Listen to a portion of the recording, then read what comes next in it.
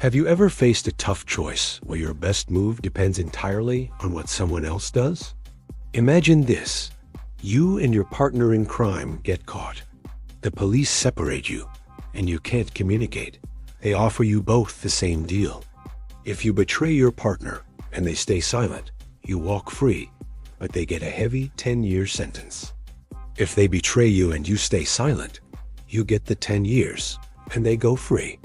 If you both stay silent, you both get a light 1-year sentence on a lesser charge. But if you both betray each other, you both get a 5-year sentence. What would you do?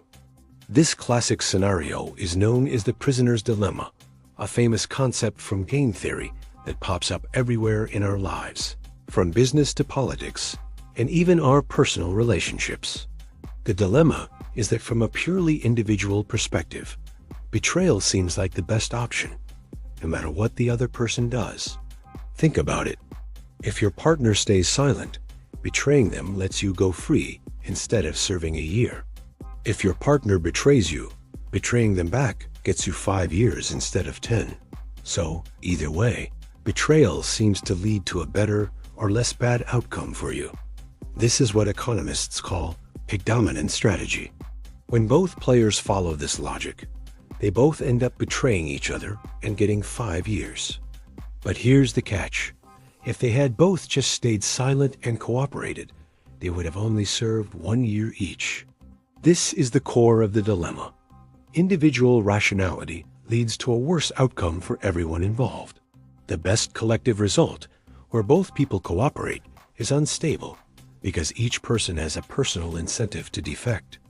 So, how do we escape this trap? The original prisoner's dilemma is a one-shot game. You make your choice, get your sentence, and it's over.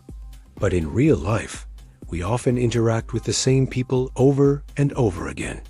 This is called an iterated prisoner's dilemma, and it completely changes the game. When you know you'll have to face the other person again, your reputation and the potential for future cooperation become incredibly important. Political scientist Robert Axelrod conducted a famous computer tournament where different strategies for the iterated prisoner's dilemma competed against each other. The winning strategy was surprisingly simple. It was called tit for tat. This strategy starts by cooperating on the first move. After that, it simply copies whatever the other player did on the previous move. If they cooperated, you cooperate. If they betrayed you, you betray them back on the next turn. Tit for tat is successful because it's nice, meaning it starts by cooperating and builds trust. It's retaliatory, so it can't be taken advantage of for too long, but it's also forgiving. As soon as the other player starts cooperating again, tit for tat immediately goes back to cooperating, not holding a grudge. And finally, it's clear, so the other player can easily figure out the pattern and understand that cooperation is the best path forward for both parties. This simple principle shows up everywhere. Businesses choose to maintain good relationships with suppliers rather than seeking a small, one-time advantage. Countries engage in trade agreements, knowing that long-term cooperation benefits everyone more than short-term protectionism. And in our friendships, we learn that trust and mutual support are built over time through repeated acts of kindness and forgiveness. The prisoner's dilemma teaches us a powerful lesson.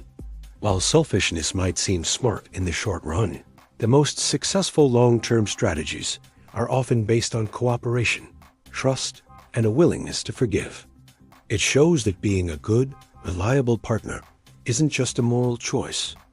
It's often the most rational one. So, the next time you're in a situation where you can choose to cooperate or compete, remember the prisoner's dilemma. Sometimes, the best way to help yourself is by helping others. Thanks for watching. If you enjoyed this deep dive into game theory, don't forget to like, subscribe, and hit that notification bell for more videos that make you think. See you next time.